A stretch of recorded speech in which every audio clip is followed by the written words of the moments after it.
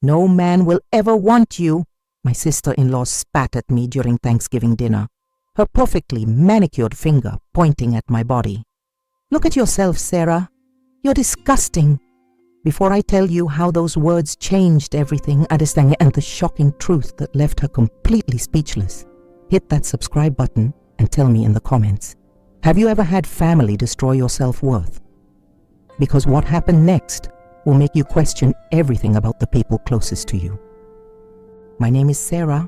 I'm 34 years old, and for most of my life, I've been the big girl in every room I entered. But nothing prepared me for that Thanksgiving night when my entire world crumbled in front of 23 family members. It started like any other holiday gathering at my brother Michael's house. The smell of turkey filled the air, mixed with my sister-in-law Victoria's expensive perfume, the kind that costs more than my monthly grocery budget. She'd always been perfect. Size 2, blonde highlights that caught the light just right, and a smile that could cut glass when she aimed it at me. I was helping in the kitchen, trying to stay invisible as usual, when my nephew asked innocently, "Aunt Sarah, why don't you have a boyfriend like Aunt Victoria has Uncle Mike?" Before I could answer, Victoria's voice sliced through the warm kitchen air. "Because, sweetie, Aunt Sarah is too big. No man will ever want her. She's eaten away any chance of love." The room went silent. Even the bubbling gravy seemed to pause. My mother gasped.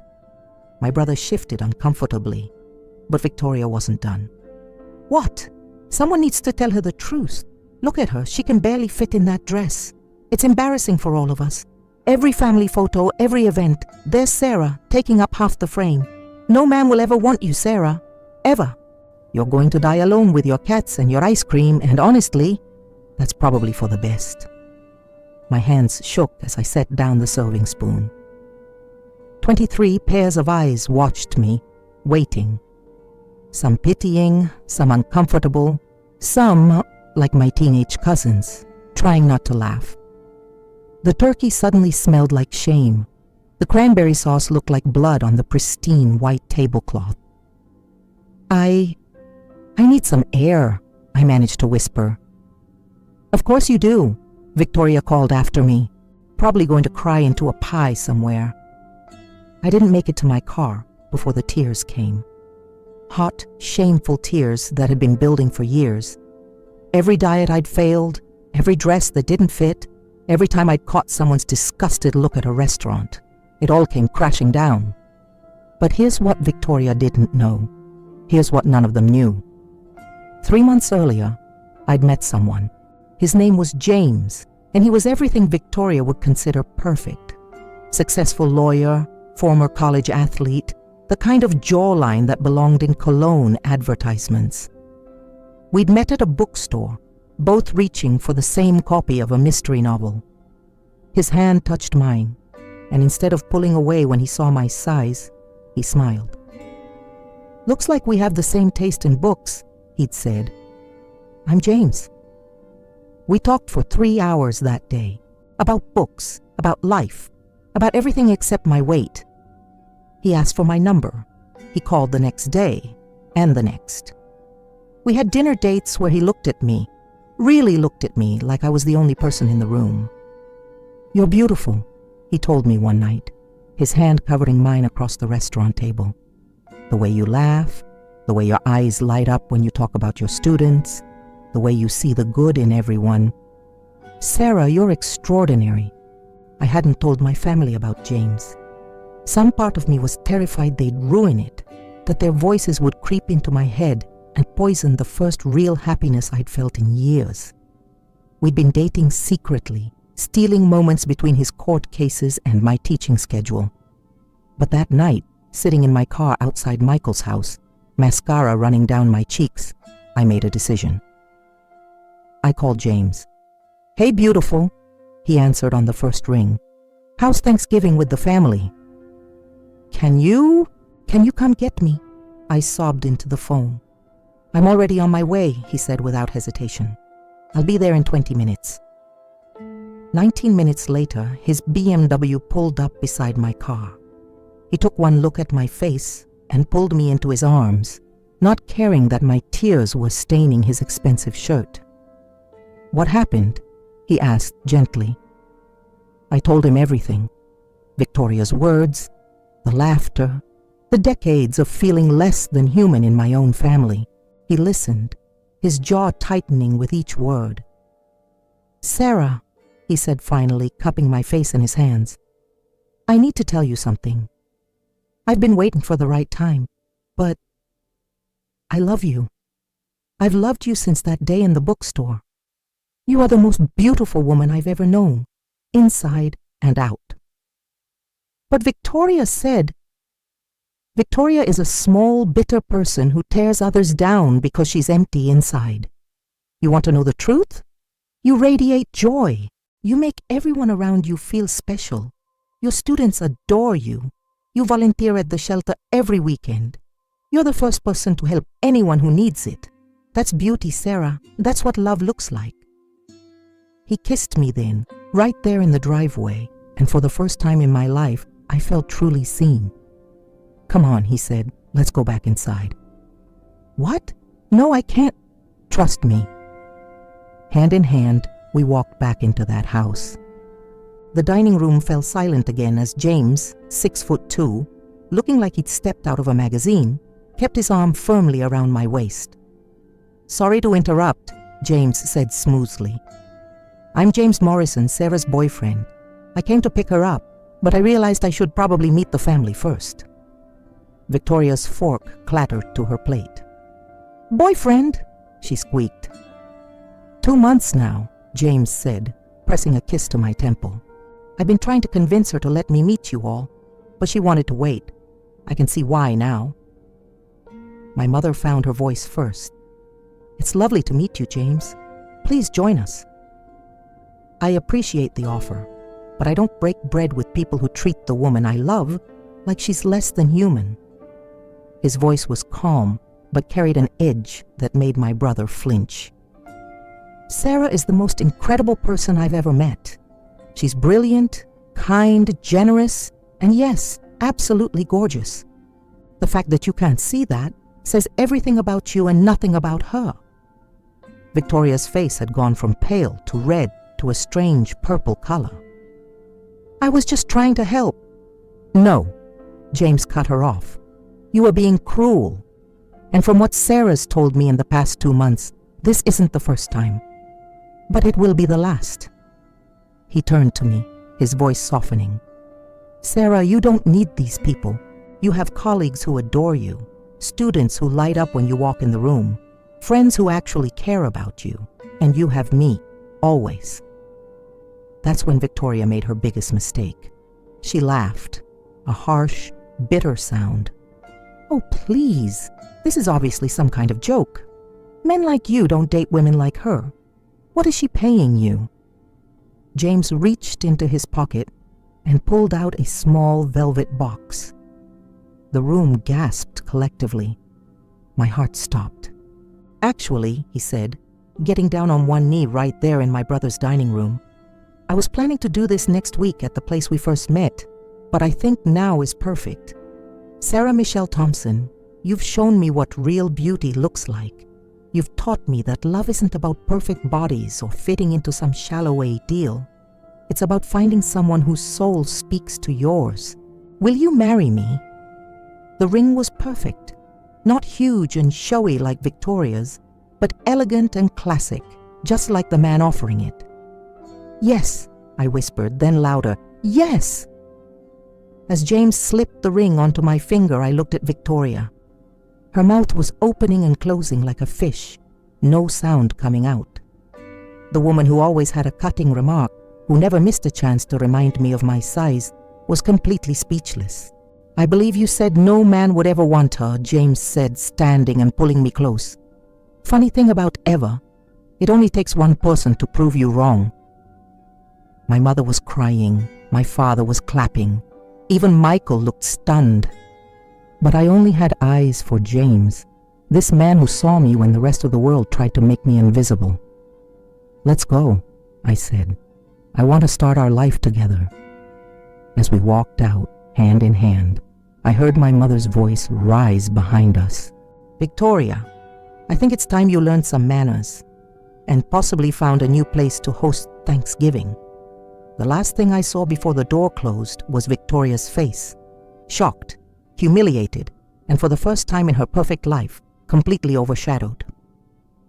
6 months later, I walked down the aisle in a dress that fit me perfectly, surrounded by people who loved me for exactly who I was.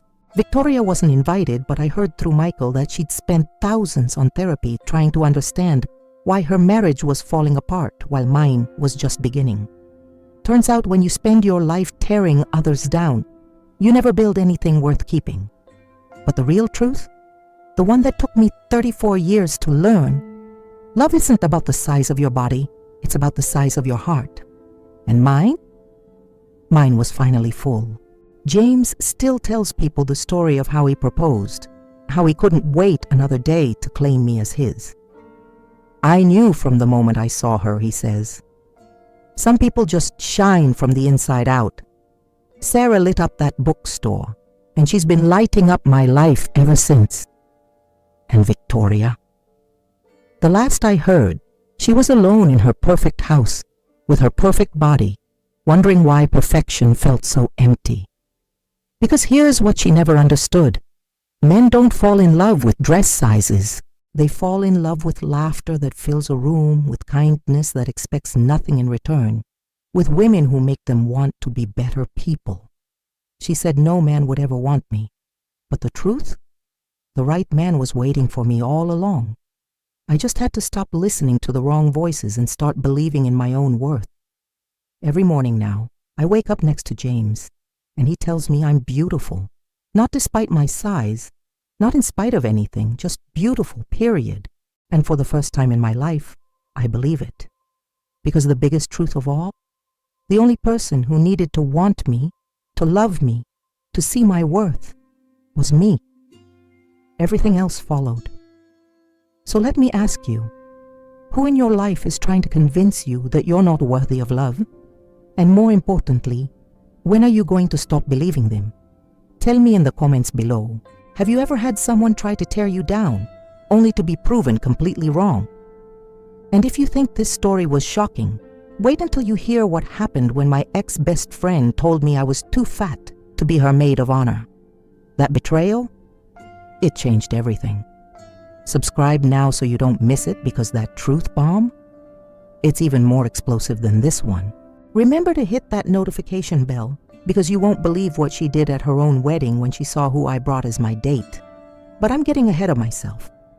Let me tell you what happened after that Thanksgiving night, because Victoria's speechless moment was just the beginning. The morning after James proposed, I woke up to 47 missed calls. My phone buzzed like an angry wasp on the nightstand of James's apartment. Most were from family members I hadn't heard from in years, suddenly interested in my life now that I had a ring on my finger and a successful man by my side. The first voicemail was from Victoria herself, her voice syrupy sweet. "Sarah, honey, I think we got off on the wrong foot last night. I was just shocked, you know. Let's have lunch and you can tell me all about James. I'd love to help plan the wedding." James, making coffee in the kitchen, shook his head when I played it for him. The vultures circle quickly, don't they? But it wasn't just Victoria. My cousin Linda, who hadn't spoken to me since she'd asked me to stand in the back for her wedding photos, suddenly wanted to be my maid of honor. My Aunt Patricia, who once gave me a gym membership for Christmas with a note saying, "For your health," called to offer her estate as a wedding venue. It's like I became a different person overnight, I told James, deleting voicemail after voicemail. Same body, same me, but now I'm worth their time. "You were always worth their time," he said, wrapping his arms around me from behind. They were just too blind to see it. The wedding planning became a battlefield I never expected. Every decision was scrutinized, every choice questioned. But the dress shopping? That's where things got interesting. I'd asked my mother and my best friend, Melissa, to come with me. Deliberately did not invite Victoria, though she'd hinted heavily about wanting to join. We went to a boutique that specialized in plus-size gowns, a place where the saleswomen smiled genuinely when I walked in, instead of looking panicked. I was trying on a stunning A-line dress with delicate beading when I heard a familiar voice from the front of the store. "I'm looking for my sister-in-law, Sarah Thompson. I'm supposed to meet her here for dress shopping." "Victoria." My mother's face darkened. "I didn't invite her," she whispered. "Neither did I said, my heart sinking. Victoria appeared in the doorway of the dressing room, her eyes scanning me critically. "Oh," she said, that single word dripping with false concern. "Sarah, don't you think that style is a bit ambitious? Maybe something with more structure, to hold everything in?" The saleswoman, bless her, stepped forward. "Actually, this dress is one of our most flattering styles. Your sister-in-law looks absolutely radiant." "I'm just being honest," Victoria said, that familiar edge creeping into her voice. "Someone needs to be. Sarah, you don't want to look back at your wedding photos and regret. Get out." The words came from my mother. Quiet, firm, steel. Victoria blinked. "Excuse me?" "Get out," my mother repeated. "You've done enough damage to my daughter over the years. I stood by and let it happen because I wanted to keep the peace, because you're married to my son. But no more. Get out of this store before I have security remove you." "This is ridiculous," Victoria sputtered. "I'm trying to help." "No," I said, finding my voice. "You're trying to make me feel small on what should be one of the happiest days of my life, just like you've done for the past 8 years. But here's the thing, Victoria. I'm done shrinking myself to make you comfortable." I stepped out of the dressing room, standing tall in that beautiful dress. "This is my wedding, my choice, my day, and you're not welcome at any of it." Her face went through several colors again before settling on an angry red. "Michael will hear about this." "Good," my mother said. "Maybe it's time he knew exactly what kind of woman he married." After Victoria stormed out, I bought that dress. It was perfect, not because it hid anything, but because it celebrated everything. When I wore it on my wedding day, I felt like a queen. But the universe wasn't done teaching Victoria lessons. 2 weeks before the wedding, Michael called. His voice was strange, hollow. "Sarah, I owe you an apology." "For what?" "For everything. For letting Victoria treat you that way. For not standing up for you. For being a coward." He paused. "I'm leaving her." I nearly dropped the phone. "What?" After Thanksgiving, I started paying attention, really watching how she treats people. Not just you, everyone she sees is beneath her. The waitress at lunch, who she made cry. The dry cleaner she screamed at. Our neighbor's kid she called chubby to his face. I realized I'm married to a bully. Michael. The final straw was last week. I found her diary. She'd written about your engagement, about how it must be fake, how she was going to prove James was using you for something. She'd actually hired a private investigator to dig into his past, Sarah, to find dirt on the man you love because she couldn't accept that you found happiness. My blood ran cold. She what? The investigator found nothing, of course. James is exactly who he appears to be, a successful man who fell in love with my sister. But the fact that she went that far, I can't be with someone that poisonous. The divorce was swift and brutal. Victoria tried to take everything, but Michael had documented years of her cruelty, including text messages where she bragged about making me cry at family events. Her perfect image crumbled like tissue paper in the rain. The last time I saw her before the wedding was at the grocery store. She was buying wine, lots of it, and her perfect appearance was showing cracks. No makeup, hair in a messy bun, wearing sweatpants. She saw me and froze. I was with James picking up ingredients for dinner. His hand was on my lower back, and we were laughing about something when our eyes met. "Sarah," she said, her voice small. I could have walked away, could have given her the same cold shoulder she'd given me for years. Instead, I nodded. "Victoria." She started, then stopped. For once, the woman who always had a cutting remark had nothing to say. I heard about you and Michael, I said simply. I'm sorry. Her eyes filled with tears. He said I'm incapable of love, that I'm so focused on appearances that I've forgotten how to be human. James squeezed my hand, a silent reminder that we could leave, but something made me stay. It's never too late to change, I told her, but you have to want it. Really want it. Not just because you lost something, but because you want to be better. She nodded, tears falling now. I'm in therapy. I'm learning a lot about myself, about why I felt the need to hurt you, to hurt everyone. Good, I said, and I meant it. I hope you find peace, Victoria. I really do. As we walked away, James whispered, That was incredibly gracious of you. Holding on to anger only hurts me, I said. Besides, she's already living with the consequences of her choices. That's punishment enough. Our wedding day dawned perfect and clear. I stood in front of the mirror in my beautiful dress, my mother fastening the buttons, my best friends surrounding me with love and laughter.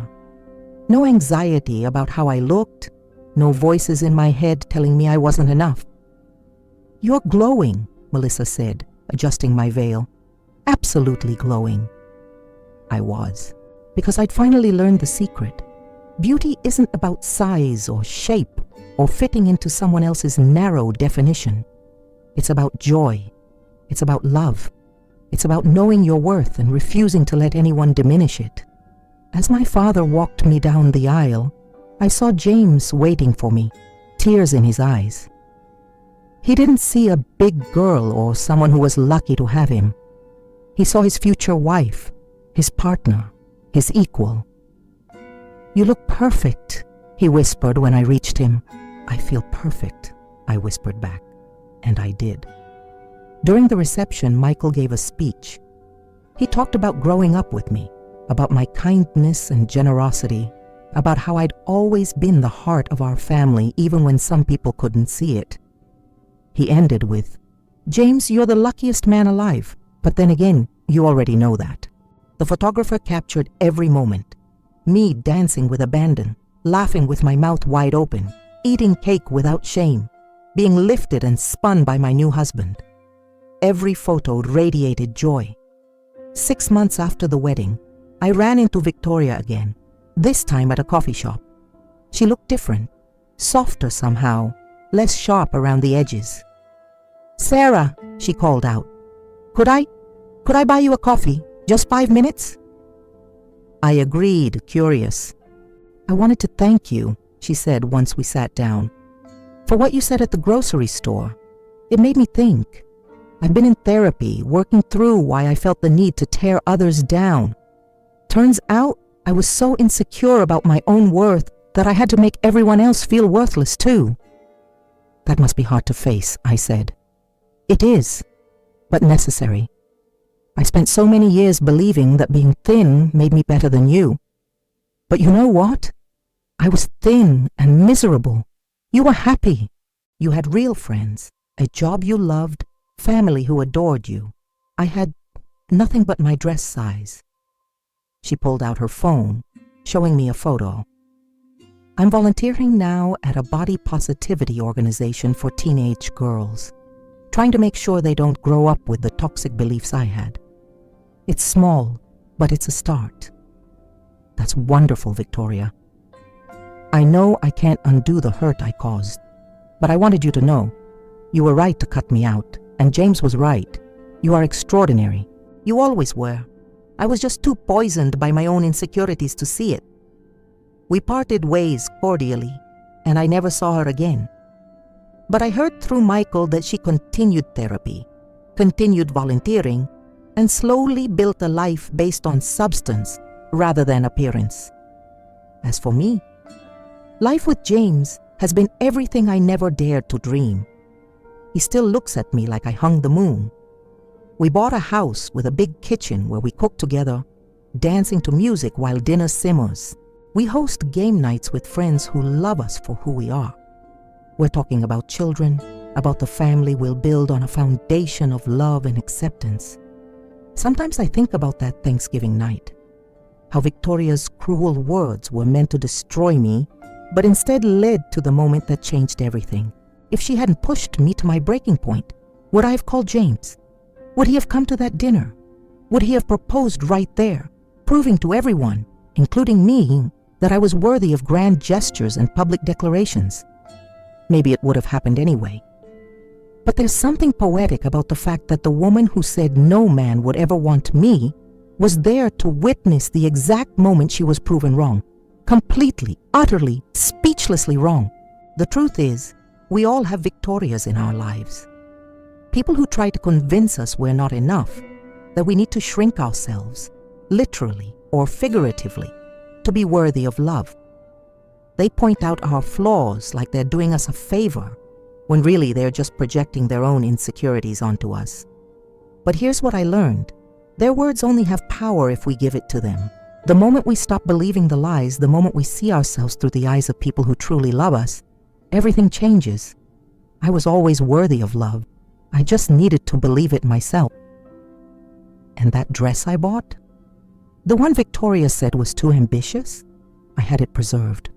Sometimes I take it out and look at it, remembering the woman who wore it down the aisle.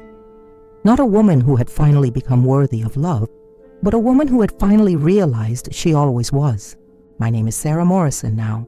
I'm 35 years old, happily married, and yes, I'm still a big girl. But I'm also a beloved wife, a dedicated teacher, a loyal friend, and a woman who knows her worth. And Victoria? The last I heard, she was dating a man who fell for her not because of her perfect body, but because of the hard work she'd done to develop a heart. Turns out, when you stop focusing on the outside and start working on the inside, you attract people who see what really matters. She said no man would ever want me. But the truth? The right man was waiting to love all of me. Every curve, every pound, every part of me, she said, was unlovable. And that truth didn't just leave her speechless. It set me free. So I'll ask you again, who's trying to convince you that you're not enough? And when are you going to stop listening? Because I promise you, the moment you do, the moment you see yourself as worthy of love exactly as you are, that's when everything changes. Drop a comment below and tell me, have you ever had someone's cruelty accidentally lead to your greatest happiness? And if you're still listening to those toxic voices, ask yourself why. What would happen if you just stopped? Don't forget to subscribe and hit that notification bell, because next week's story, it's about what happened when my high school bully became my boss 20 years later. Let's just say karma wore designer heels and had perfect timing. You won't want to miss how that truth bomb exploded. Until then, remember, you are worthy of love exactly as you are. Don't let anyone convince you otherwise, not even yourself.